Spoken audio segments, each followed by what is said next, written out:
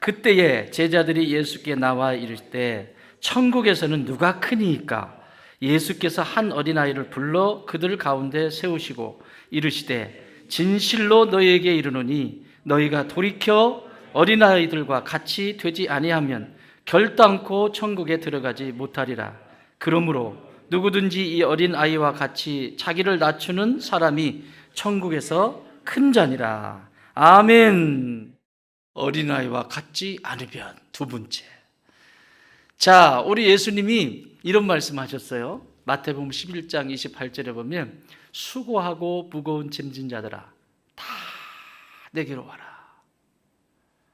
수고하고 무거운 짐진 자들아 다 내게로 와라.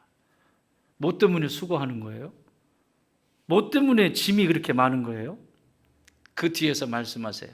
나는 마음이 온유하고 겸손하니 너희는 내게 배우라. 내 멍에를 베고 내게 배우라. 뭐를 배우라? 온유와 겸손. 왜 이 세상에 삶을 살아가면서 복잡한 인생을 만들어가고 힘든 삶을 만들어가냐면 온유하지 않기 때문에 그래요. 겸손하지 않기 때문에 그래요. 예수님의 마음인 온유한 마음이 내 안에 없어서 그런 거고요. 예수님의 그 겸손함이 내 안에 없어서 인생을 계속 복잡하게 살아요. 그래서 수고하고 무거운 짐이 끊임없이 나를 돕습니다. 그래서 수고하냐? 무거운 짐이 있냐? 그러면 내게 와. 나는 온유하고 겸손해. 이 온유와 겸손이 네 마음속에 있으면 그 무거운 짐도 수고로움도 너의 것이 아니란다. 이 얘기를 가르쳐 주세요. 자, 지난주에 우리가 어린아이와 같지 아니하면인데 어린아이와 같지 아니하면 예수님의 어떤 성품? 온유의 성품입니다. 온유라고 하는 것은 잘 길들여져 있는 것을 얘기합니다. 길이 잘 나 있는 상태. 그러니까 아주 부드럽고 길이 잘 들어져 있는 상태를 온유라고 말합니다. 그래서 지난주에 우리가 어린아이를 세워놓고 예수님께서 뭐라고 말씀하세요? 이 어린아이와 같지 아니하면 너희가 천국에 들어갈 수 없다. 그 어린아이의 마음이 어떤 마음? 온유한 마음. 온유한 마음, 부드러운 마음, 받아들일 수 있는 마음, 이런 마음이에요. 여러분, 어린아이는 유연성이 있어요? 딱딱해요? 예, 유연해요. 유연해요. 제가 부목사로 처음 부임해서 갔던 곳이 중계동에 있는 교회인데 지난 우리 창립 예배 때, 입당 예배 때 오셨어요. 총회장이 전 총회장이셨던 분인데 오셨어요. 오셨는데 그 교회 처음 부임해서 부목사 생활을 부임해서 처음 하는데 사택이 4개가 있었어요. 3층이었는데 4개가 있어요. 부목사 2, 전사님, 전임 전사님 1분, 그리고 관리하시는 장로님씩, 그래서 4집이 사는데 이 장로님네 집에 2 아들이 있는데 2 아들 중에 둘째 아들이 굉장히 활동적인 아이입니다. 그런데 3층에서 자기 집에서 형이랑 장난치다가 피할 데가 없으니까 3층에서 뛰어내렸어요. 어떻게 됐을까요? 어른 같았으면 어떻게 됐을까요? 예, 병원에서 못 나오실 수도 있습니다. 근데 얘 뛰어내렸는데 발목 잠깐 삔 것 외에는 끄떡 없어요. 지금까지 멀쩡해요. 그때 깨달은 게 있어요. 야, 역시 아이들이구나. 아이들이구나. 유연성이라고 하는 것은 매우 중요합니다. 이게 몸에만 있는 것이 아니라 심리적인, 영적인 유연성도 굉장히 중요해요. 이게 온유예요. 왜? 제가 늘 말씀드렸잖아요. 갑각류들이 죽는 이유는, 나무가 고목이 되어서 죽는 이유는 갇혀서 죽는 거예요. 나무는 1년에 껍질을 한 번씩 벗어야 돼요. 그게 나이테잖아요. 이렇게 1살, 2살, 3살 먹어가는. 그런데 얘가 나이가 많이 들어가면 껍질을 벗기는 것을 싫어해요. 귀찮아해요. 그럼 그 안에 갇혀요. 갑각류도 마찬가지입니다. 꽃게, 새우 뭐 이런 거 있죠. 이런 갑각류의 어류들은 한 번씩 허물을 벗어야죠. 그 두꺼운 껍질을 벗고 말랑말랑한 안에 있는 그 속살이 있잖아요. 견뎌내야 되는 거예요. 그거 벗기를 싫어하면 얘는 그 안에 갇혀서, 이렇게 갇혀서 시름시름 죽어갑니다. 이게 유연성이에요. 어린아이와 같지 않으면 천국에 들어갈 수 없다라고 하는 말씀은 온유하지 않으면 천국에 들어갈 수 없다. 천국을 살 수도 없고 천국을 들어갈 수도 없다. 늘 부드럽지 않고 유연하지 않고 완고하고 딱딱하고 무디어져 있고 그러면 이 세상에서 천국을 살겠어요? 생각해 보세요. 늘 무디어져 있고 남 얘기 안 듣고 내 얘기만 하고 맨날 이렇게 한다고 생각해 보세요. 그게 천국이에요? 천국에 가면 음식을 먹는데 젓가락이, 지옥도 똑같고 젓가락이 길어, 이렇게 길고 손이 이렇게 막대기로 묶어놔가지고 구부릴 수가 없는 거예요. 이 지옥에 갔더니 젓가락을 주고 이 젓가락 가지고 자기 입에다가 쳐 넣느라고 들어갈까요? 안 들어. 이거 하고 있는 거예요. 계속 나. 이게 완고함이고 딱딱함이에요.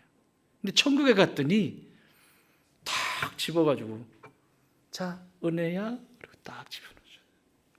또 은혜가 또 여기다 집어넣어주고 또 이렇게 집어넣어주고 서로 먹여주는 거죠. 집어서 이렇게. 그러니까 얼마나 배불러요? 풍요로워지잖아요. 여러분, 이 땅에서 똑같아요. 내가 떠서 내가 먼저 주면 왜 싸움이 일어날까요? 제가 이렇게 하면 나는 이렇게 할 거야. 그런 일은 없어요. 내가 먼저 하는 거예요. 내 안에 예수의 영이 있는 사람, 하나님의 사람이 먼저 하는 거예요. 사과도 먼저 하는 거고요. 응? 먼저 하는 거예요. 먼저.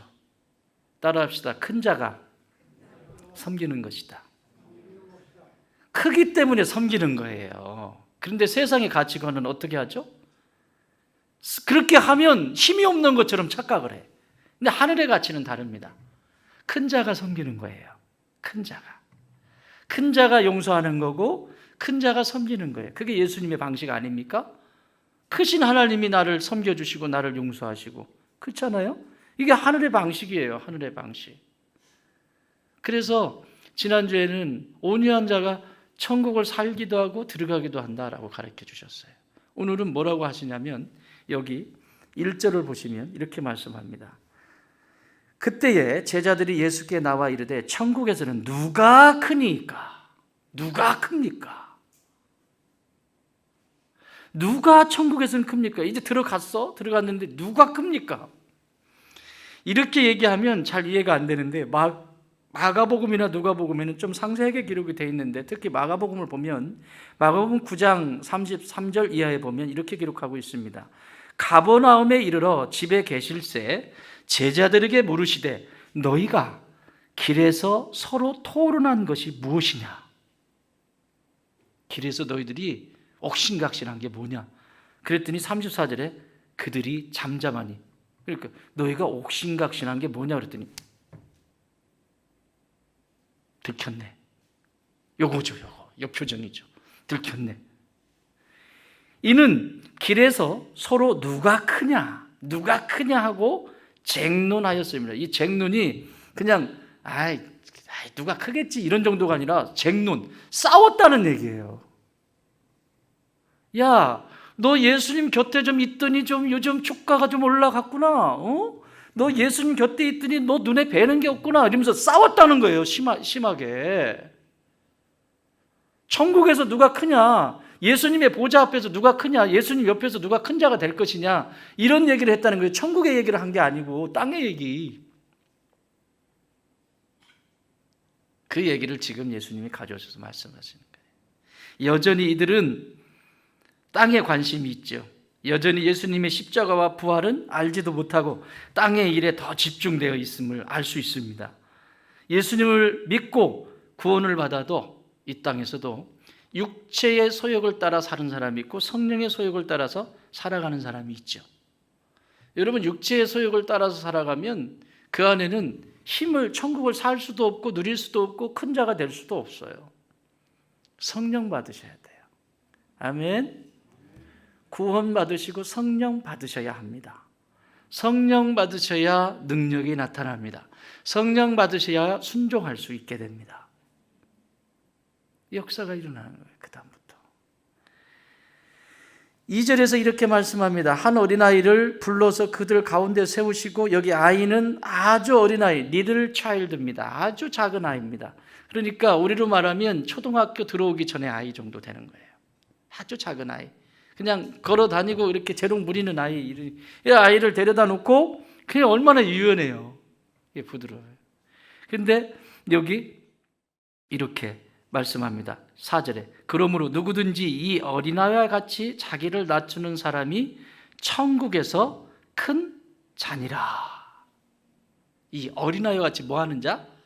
낮추는 자.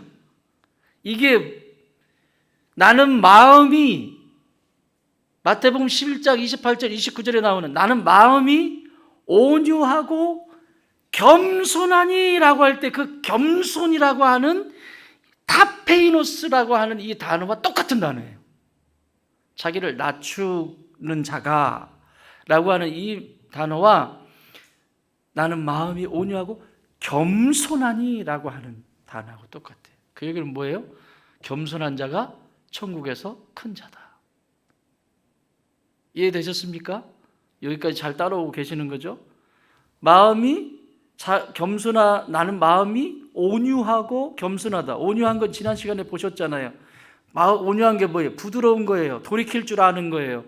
하나님이 말씀하시면 돌이킬 줄 아는 거예요. 여러분, 아이들은 철저하게 엄마, 특히 아빠는 빼고 엄마를 철저하게 의지합니다. 그래서 엄마의 말씀에 귀를 기울입니다. 그게 온유라니까요. 근데 이 아이가 좀 크면 머리가 커지죠.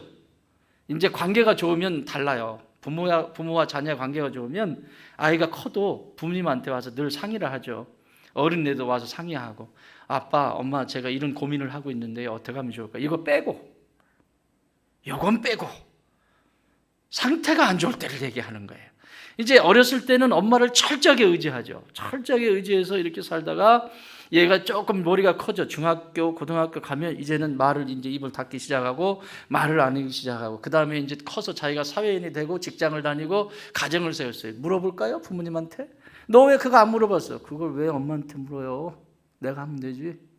왜 아빠한테 내가 물어요? 내가 그냥 하면 되지. 그것까지 참견하시고 그러세요?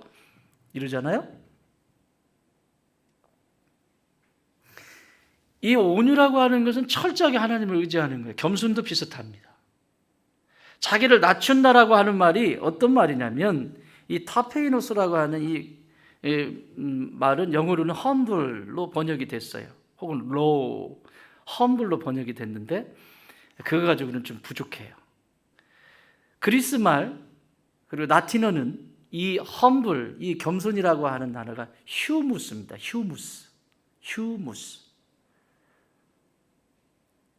그 라틴 말이나 이 그리스 말들은 그냥 발음 나는 대로 읽는 거예요.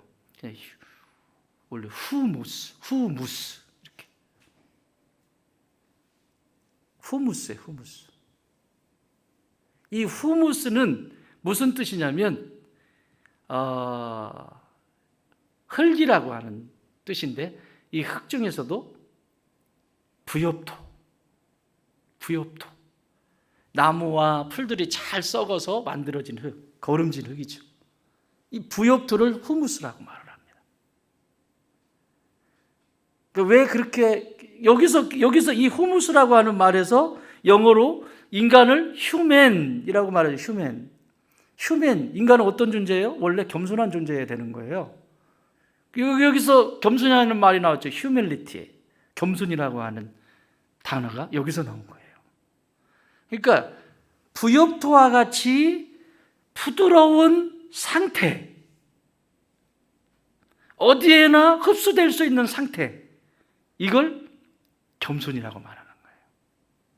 자, 이 겸손하지 않으면 뱉어버립니다. 자, 부엽토 말고 여기는 진흙이 많아요. 진흙이, 이 산은 아주 진흙이 많은데, 제가 제 아내가 어디서 뭘 잔뜩 가져오더니 무슨 물을 한 판 가져왔는데, 여보 그거 좀 심어주세요. 그래서 그걸 심는데, 여기다가 심는데 이게 진흙이잖아요. 꼭 여기다 심어야 되는, 심을 데가 없잖아요. 우리는 거기다 심으래. 그래서 심었어요. 심는데요, 호미를 파는데 이게 물이 없어서 가물대라 파는데 진흙에다가 푸석푸석한데 이게 자랄까? 어쨌든 심으라고 하니까 심어가지고 하고 물을 듬뿍 줬어요. 듬뿍 줬는데 자라더라고. 그런데 장담할 수 없어. 그 무가 심지가 박이지 않았다라고 하는 장담을 할 수가 없어. 지금도 가보시면 이만큼 밑이 들었어요. 이 밑이 이렇게 크게 들었는데 우리 윤주 지사님이 안 캐먹으면 그대로 있을 거예요. 이렇게 지금 거기 이렇게 있어요. 지금 심겨져, 지금 가보면 아주 윤기가 나요. 그런데 아직 캐보지는 않았기 때문에. 근데 물을 그 진흙에 심는 건 좋은 게 아니죠. 진흙에는 소나무 같은 거, 그죠? 소나무 잘 되죠? 잘 되죠? 네, 그렇대요. 진흙에다가 대나무를 심었다. 난리 납니다. 대나무는 물이 쫙쫙 빠져야 돼. 물이 쫙쫙 빠져야 돼. 물 보면 그냥 빠져야 돼요. 근데 소나무는 물 빠지면 죽어요. 막 이 심는 거 보니까 우리 저 집사님 그 저쪽 저 소나무 4그루 옮겨 주셨거든요. 근데 보니까 이 소나무 뿌리를 떡을 만들더만, 떡을. 그러니까 이 뿌리가 진흙으로 떡이 돼야 얘가 공기가 안 들어가서 산답니다. 대나무를 그렇게 해놓으면 뒤져요. 숨 막혀서 뒤져요. 다 달라요, 땅이. 그러니까 이 땅의 세계도 다 자기들 주장을 한다니까. 진흙은요, 거기다가 대나무 심어 놓잖아요. 그럼 진흙이 틱 하고 뱉어버려요. 대나무가 죽는 거죠, 뱉은 게. 또 여기 자갈밭이나 이런 돌이 많은 데다가 소나무를 심었어요. 그러면 그 흙이 틱 하고 뱉어버려요. 받아들이지는 않는단 말이에요. 부엽토, 아주 기름진 곱게 잘 썩어서 흙과 섞인 그 흙이 돼버린 부엽토, 그게 험불이에요. 그게 겸손이에요. 낮아진 상태, 어디 가든지 흡수가 되는 상태, 어디 가든지 흡수가 되는 상태, 물 같은 사람. 여러분, 이 세상에 완고한 사람이 있고 물 같은 사람이 있어요. 고체 같은 사람이 있고 액체 같은 사람이 있어요. 고체는 안 돼. 자, 여기 지금 이게 물이 여기 담겨져 있잖아요. 이 물을 무슨 삼각형 그릇이 있다고 보세요. 이거 부으면 어떻게 되죠? 거기에 들어갈까요, 안 들어갈까요? 들어가요. 여기 물병에 넣으면 다 들어가요. 다 들어가요. 네모난 데다 넣어도 들어가고 육각형에 넣어도 들어가고 어디에 부어도 들어가는 게 물이에요. 부엽토 같은 거예요, 쉽게 말하면.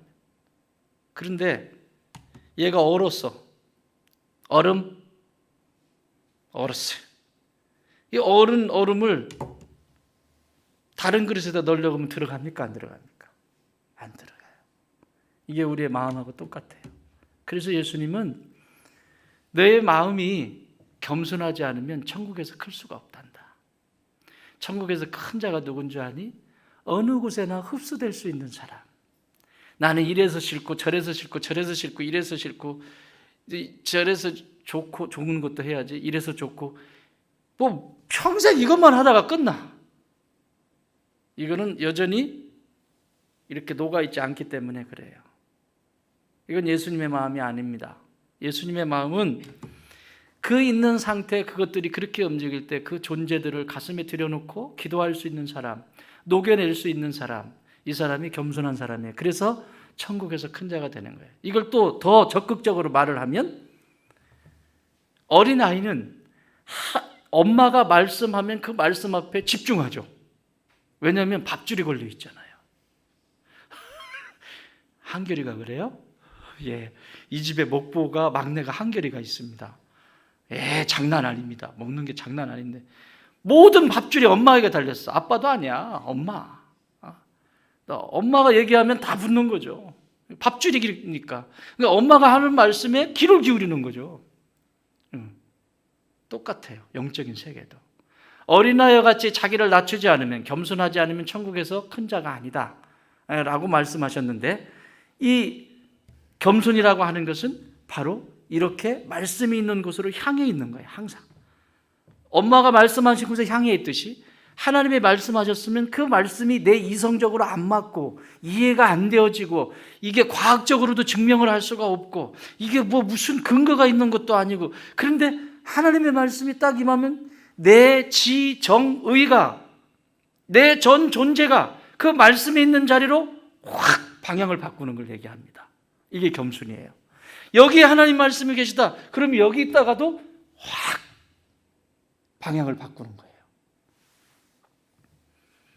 이렇게 하면 이해가 안 되니까 여러분, 성경에 믿음의 조상 아브라함 이야기를 합니다. 아브라함이 모리아산에서, 아브라함이 75세에 하나님께로부터 부름을 받고 고향 땅을 떠나서 얼떨결에 지금 하나님한테 붙잡혀가지고 와서 훈련을 받습니다.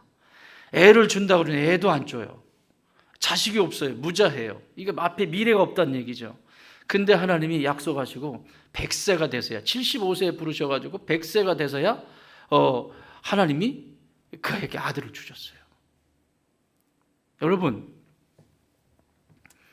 100세에 얻은 아들입니다. 아들을 낳을 수 있는 상황도 아니에요. 사라의 아내의 경수가 다 끊어졌어요. 아이를 생산할 수 있는 능력을 잃어버렸는데 하나님이 주셨어요. 너무너무 귀한 아들이었습니다. 그때는 제왕절개도 못했을 때인데 어떻게 아이를 낳았는지 몰라. 하나님의 특별한 은총이 그 가운데 있으셨겠죠. 여러분 일이 아니라고 아멘도 안 하네. 그래서 어쨌든 100세, 사라 나이 90세, 10살 차이니까 90세에 아이를 낳은 거예요. 사라 나이. 얼마나 귀한 아이예요. 그런데 이 아이를 번제로 드리래요. 말이 됩니까? 번제가 뭔지 아십니까? 각을 떠서 제사를 드리는 거예요. 여러분, 하나님이 그런 분이 아니시잖아요. 그런데 번제로 드리라고 말씀하시는 이 하나님 말씀 앞에 이 긴 시간의 훈련의 과정을 통해서 아브라함은 믿음이라고 하는 것이 확실한 하나님에 대한 절대적인 믿음, 인생이 하늘이 두 쪽에 나도 하나님은 하나님이시오. 하나님은 언제나 나에게 좋은 것을 주시는 분이시야. 하나님은 언제나 나의 삶에서 가장 귀한 것으로 채우시는 분이시라고 하는 분명한 믿음이 이 안에 있었던 거죠. 그래서 가라. 그래서 사흘길을 가죠. 아내한테 이야기하면 큰일 날 것 같으니까. 여러분 자매님들, 내가 90세에 낳은 아들을 번제로 드리는데 번제로 드린다고 하면 그 신랑 이게 이제 큰일 나겠죠. 이거 별얘기 다 했을 거야. 나 하나님이 그러는데 어젯밤에 하나님 아들 이삭 번제로 드리라. 그래서 나 모리아산에 가가지고 번제로 산에 가서 번제 드리려고 가려고 하는데 당신도 하나님이 말씀하시니까 순종하지? 여러분 왜 자매한테 얘기 안 했는지 아시겠죠?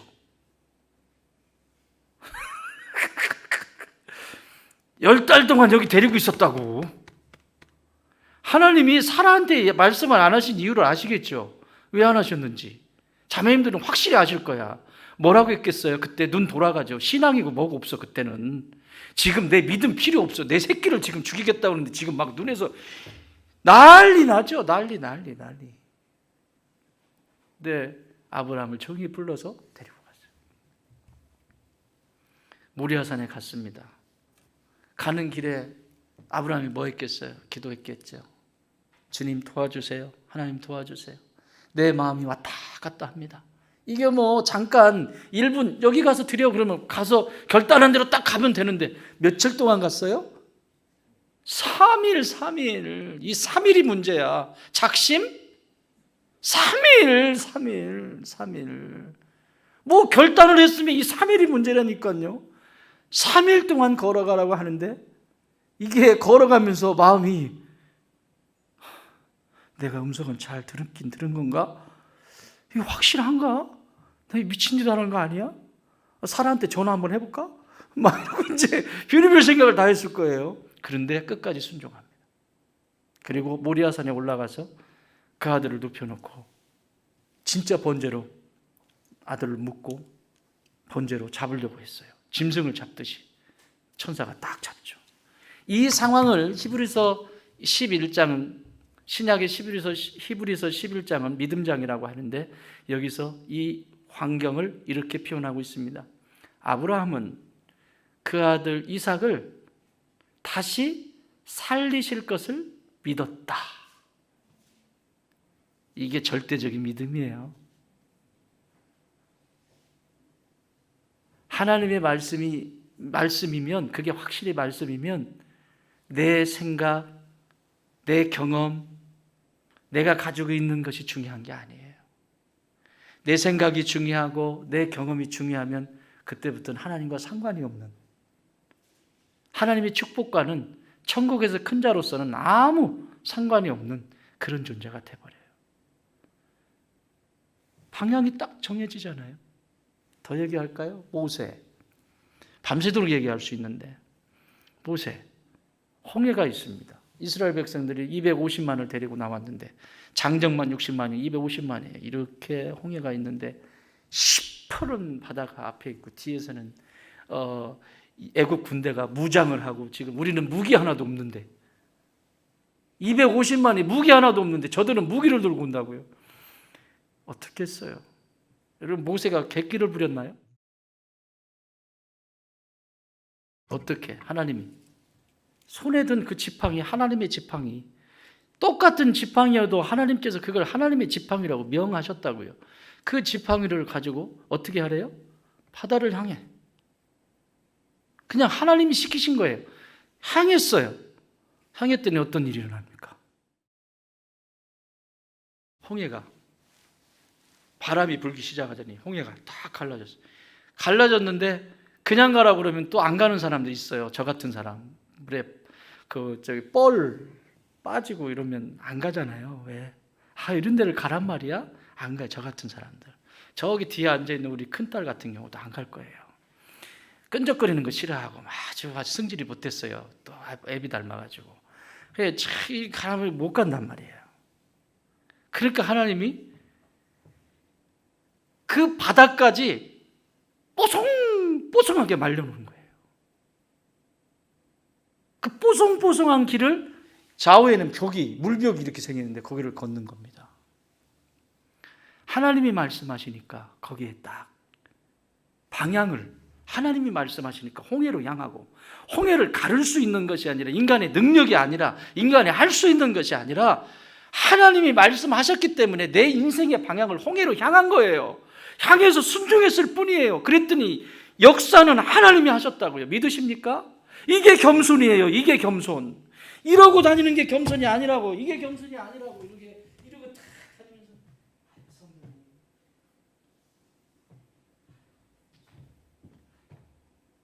이게 겸손이 아니라. 성경이 우리가 가르쳐주는 겸손은 하나님이 말씀하실 때, 그 말씀하실 때 말씀의 방향으로 움직일 수 있는 사람, 이 사람이 겸손한 사람이라고. 또 얘기할까요? 골리앗 앞에 있는 다윗 한번 봅시다. 여러분, 골리앗이 3m. 지금 여러분의 키로는 이거 3m 얼마 안 되네 이러지만 그때 큰 키가 150cm예요. 응? 그때 당시 150이면 큰 키예요. 그러면 3m면 몇 배? 목 하나만 더 있어도 그 사람 앞에 가면 괜히 쫄리잖아. 이렇게 딱 하면 괜히 큰 사람 있으면 이렇게 되잖아요. 근데 이건 2배야, 2배. 여러분, 키만 2배가 아니라 폭도 이길 수 있을까요? 이길 수 없습니다. 골리앗, 이건 소년 다윗이 이건 이길 수가 없어요. 그런데 어떻게 합니까? 싸우러 나와가지고 겨우 하는 일이 시냇가로 내려가가지고 짱돌 5개 줍니다. 짱돌 구부려서 하나 줬고. 그러니까 골리앗이 볼 때는 웃기는 거예요. 쟤 뭐하냐? 나 갖고 노냐? 해 가서 줍는 거예요. 여러분, 다윗이 뭐 했을까요? 그 5개의 돌을 주우면서 하나님만 바라보는 거예요. 믿음을 담기 시작하는 거예요.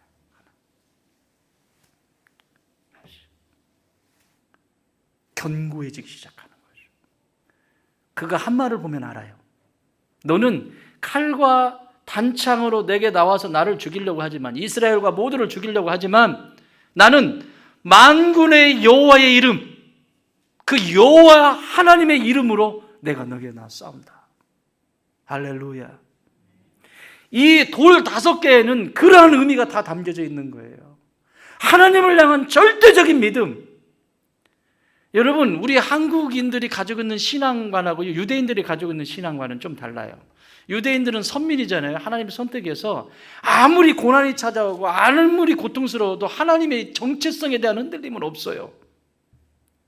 아무리 힘들어도, 고통스러운 자리에 가도, 욥처럼 그런 자리에 가도 하나님은 하나님이세요, 그들에게는. 그런데 우리 한국교회 우리 성도들, 지금 우리 그리스도인들을 이렇게 보면 흔들려. 뭔 일이 있으면, 힘든 일이 있으면 흔들려. 하나님의 정체성이 흔들려. 여러분, 하나님은 흔들리는 분이 아니에요. 하나님은 여상하신 분이에요. 거기 계신 분이에요. 언제나 거기 계세요. 내가 흔들리는 거지. 이 가을의 갈대처럼.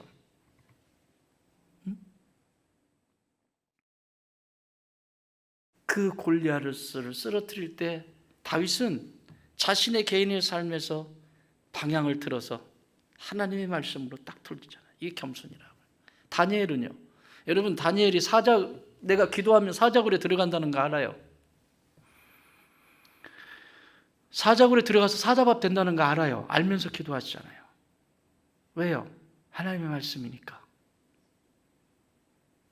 그랬더니 어떻게 됐죠? 굶주린 사자가 오히려 다니엘하고 놀고 있어. 하나만 더 얘기할게요. 처녀에게 천사가 나타나서 아이를 가질 거래요. 누구예요? 마리아입니다. 예수님을 낳은 육체의 어머니 마리아입니다. 결혼한 적도 없고 남자를 가까이 한 적도 없는 처녀에게 하나님의 천사가 가브리엘이 그에게 너에게 복된 소식이 있다. 내가 아이를 가질 것이다. 미치는 겁니다. 인생 끝난 겁니다. 이거는. 우리가 성경 한 줄 읽고 그냥 지나가지만 이건 한 여인으로서 인생 끝난 거예요. 그런데 그 말씀이 딱 임했을 때 저에게 어떤 일이 이렇게 일어날 수 있습니까? 하다가 딱 기도하고 딱 돌이켜서 주의 계집종이오니, 주의 여종이오니, 주의 뭐대로 해달라? 말씀대로 이루어지기를 원합니다. 할렐루야. 이게 겸손이라고요. 이것을 통해서 위대한 예수 그리스도가 태어나요. 이 태를 통해서. 이걸 뭐라고 그랬죠, 제가? 해를 품은 달. 태양을 달이 품은 사건이야. 땅이 하늘을 품은 사건이야, 이게. 저는 그렇게 표현해요. 어떻게 땅이 하늘을 품어요? 어떻게 달이 해를 품어요? 못 품어요. 그런데 하나님의 특별한 은총이 이 여인에게 임해서 그 하늘을 품는 영광스러운 자리. 그래서 로마 카톨릭에서는 이 마리아만큼 높아져 있는 존재가 어디 있어요? 숭배 사상을 하잖아요. 숭배를 하잖아. 이게 겸손입니다.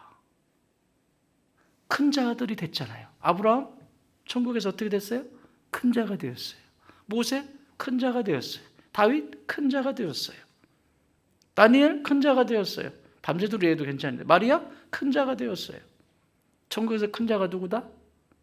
겸손한 자. 말씀이 임하면 방향을 딱 틀 수 있는 그런 사람. 그런데 가장 위대한 것은, 가장 겸손하신 분은 우리 예수님이죠.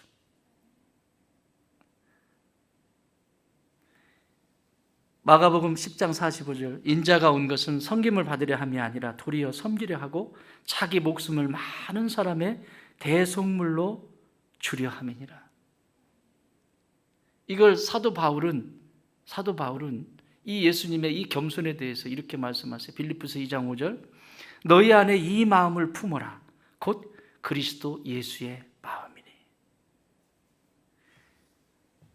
성도들 안에 그리스도 예수의 마음을 품으라. 그 마음은 어떤 마음이냐? 8절에서 말씀합니다. 빌립보서 2장 8절. 사람의 모양으로 나타나사, 사람의 모양으로, 하나님이셨어요. 하나님이 사람의 모양으로 나타나사 자기를 낮추시고, 자기를 낮추시고 죽기까지 복종하셨으니 곧 십자가에 죽으십니다. 완벽한 겸손입니다. 할렐루야. 이 겸손을 통해서 내가 산 거예요. 솔로몬은 자신이 교만 가운데 살죠. 하나님이 주신 복을 교만으로 바꿔서 살죠. 그리고 나중에 자신이 이제 노년에 이르러서 돌아보면서 이 겸손이 얼마나 중요한지를 깨닫죠. 잠언서 16장 19절. 겸손한 자와 함께하며 마음을 낮추는 것이 교만한 자와 함께하여 탈취물을 나누는 것보다 나으니라. 그러니까 인생에 이 세상의 방법을 따라서 아무리 부자가 돼도 소용없다. 겸손하지 않으면. 이 얘기하는 거고요. 18장 12절에서도 사람의 마음의 교만은 멸망의 선봉이요, 겸손은 존귀의 길자이다. 무슨 얘기예요? 큰 자다. 큰 자가 된다. 겸손은 큰 자가 된다. 29장 23절에서도 사람이 교만해 낮아지게 되겠고 마음이 겸손하면 영예를 얻으리라. 무슨 얘기예요? 큰 자가 된다. 큰 자가 된다. 겸손한 사람은 내게 다가오는 삶의 상황들을 그대로 흡수합니다. 그걸 바울 사도는 터득을 했어요. 겸손이 뭔지를 배웠습니다. 그리고 이렇게 얘기합니다. 빌립보서 4장 12절. 나는 비천에 처할 줄도 알고 풍부에 처할 줄도 알아. 모든 일, 곧 배부름과 배고픔과 풍부와 궁핍에도 처할 줄 아는 일체의 비결을 배웠노라. 그러니까 인생의 삶 속에서 다가오는 모든 고난과 위기와 어려움, 지금 얼마나 많이 있습니까? 남 탓하지 마세요. 이 사건이 일어나고 무슨 일이 일어나면 남 탓하지 마세요. 그거는 해결을 못해요. 탓하지 마세요. 내 문제예요.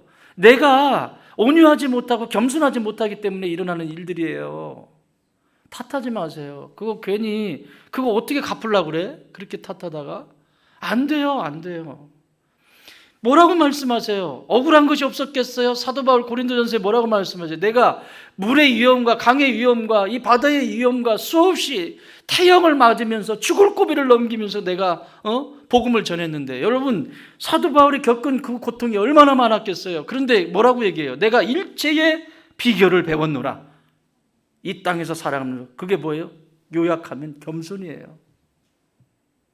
그리고 여러분 그냥 아주 이건 달달달달 외우고 있지. 4장 13절. 내게 능력 주시는 자 안에서 모든 것을 할 수 있느니라. 이 말씀만 쏙 빼가지고 내게 능력 주시는 자 안에서 내가 모든 것을 할 수 있느니라. 이렇게 되기까지는 12절을 전제로 하는 거예요. 어떤 상황 속에서든지 부엽도처럼, 어디에든지 이 컵에 담긴 물처럼, 어디 가든지 내가 녹아져서 생명이 되고, 부엽토가 그 흙에 들어가서 그 흙을 살려내고, 이 물이 들어가서 어느 곳에 생명을 살려내고, 이것이 들어가서 내 믿음이, 내 신앙이 들어가서 살려내는 그 자리, 그게 겸손한 자리예요. 사랑하는 여러분, 겸손한 사람은 기도합니다. 기도가 뭐죠? 하나님과 대화하는 겁니다. 어린아이는 끊임없이 부모님께 질문합니다. 질문하죠. 엄마, 나 친구랑 놀아도 돼요? 엄마, 나 이거 먹어도 돼요? 엄마, 나 뭐 해도 돼요? 이 어린아이예요. 이게 기도예요, 기도. 그런데 얘가 엄마하고 아빠하고도 관계가 안 좋아지고 이제 큰 다음에는 물어볼까요, 안 물어볼까요? 안 물어봐요. 지 머리 컸다는 거죠. 근데 애들이 엄마하고 아빠하고 어려서부터 소통이 잘 된 애들은 커서도 늘 상의하죠. 의논하고. 이게 건강하게 큰 거예요. 건강하지 않으면 쌩까요. 계속 쌩까요. 전문 용어 쌩감. 계속 쌩까입니다. 똑같아요, 기도도. 자꾸 묻는 거예요.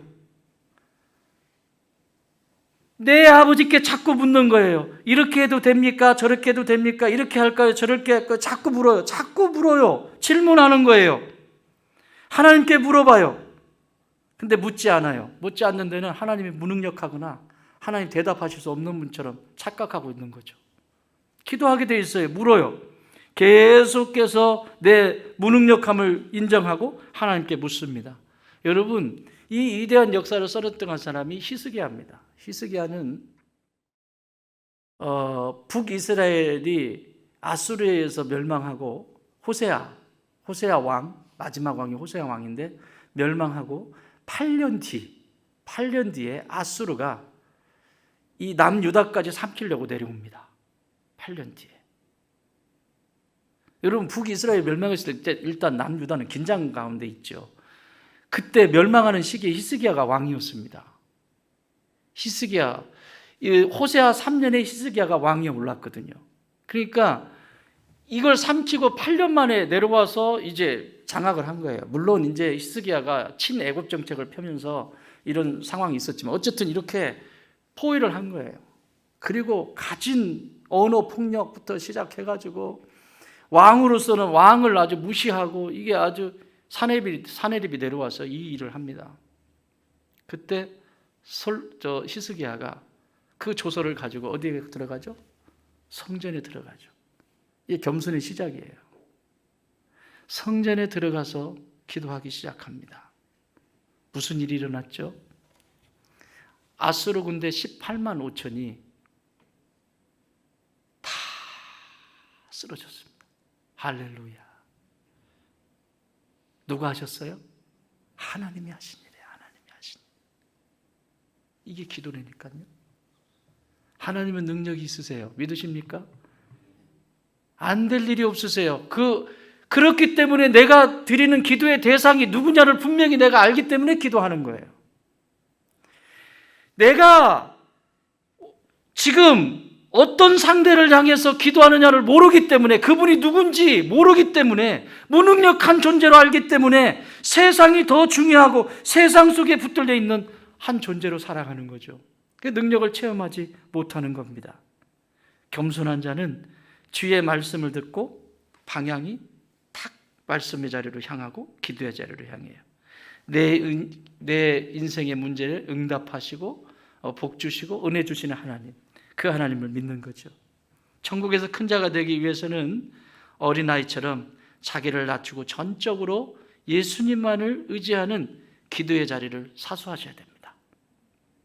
21일 시작되어지는 다니엘 기도에 사모하시고 그 기도의 자리에서 물으세요. 하나님께 질문하세요. 어린아이가 마치 질문하듯이. 그럼 하나님 말씀하십니다. 이 얘기만 하고 정리하겠습니다. 기독교의 교의학자로서 아주 유명한 성 어거스틴이라고 하는 분이 계십니다. 이분은 원래 만이교에 빠져서, 이분은 타락이 이 정도로 타락할 수 있을까 할 정도로 인생이 엉망진창이었습니다. 맨날 술 먹고 막 창기와 놀아나고, 그리고 그 창기와의 관계 속에서 또 아이가 태어나고, 삶이 그냥 아무것도 없는 거예요. 이 세상에 규범도 없고 그냥 자기 하고 싶은 대로 하는 거야. 요즘 말하는 것처럼 생각대로 해라, 느낌대로 해라, 이런 걸 다 해본 사람이에요. 그런데 그의 어머니 모니카, 이 모니카가 이 아들을 보면서 날마다 울면서 성전에서 기도합니다. 애가 기도하면 좀 바뀌어야 되는데 바뀌지도 않아. 기도하고 눈 뜨면 좀 바뀌었어야 되는데 안 바뀌었다. 여러분, 그래서 기도를 포기한다니까요. 기도하면 딱 한 번 기도하고 눈 뜨면 확 바뀌면 바뀐다. 또 눈 감아야지. 딱 눈 뜨면 바뀐다. 또 눈 감아야지. 이럴 텐데 눈 떴는데 더해. 어제보다 더하네. 이래서 포기한다니까요. 마귀가 그렇게 하는 거예요. 그런데 이 어머니 모니카는 어제보다 더하고 그래도 기도하는 하나님. 이 기도를 통해서 어거스틴이 회심을 합니다. 그게 고백록이에요. 고백록. 우리 여기 밑에도 있나 모르겠어요. 성 어거스틴의 고백록. 참회로. 자기가 어떻게 살았는데 어떻게 은혜를 입고 다시 새 사람이 됐는지. 그래서 회심하고 나서 위대한 교회학자가 된 거예요. 그 엄마 모니카가 이렇게 말을 합니다. 기도하는 자식은 결코 망하는 법이 없다. 똑똑히 체험한 거예요. 사랑하는 여러분, 무슨 문제가 있으세요? 겸손한 자가 되십시오. 주님께 향해서 무릎의 기도를 드리십시오. 그것이 자녀의 문제이든 배우자의 문제이든 가족의 문제이든 어떤 문제이든 기도하시는 주의 백성들이 되시길 주의 이름으로 축원합니다.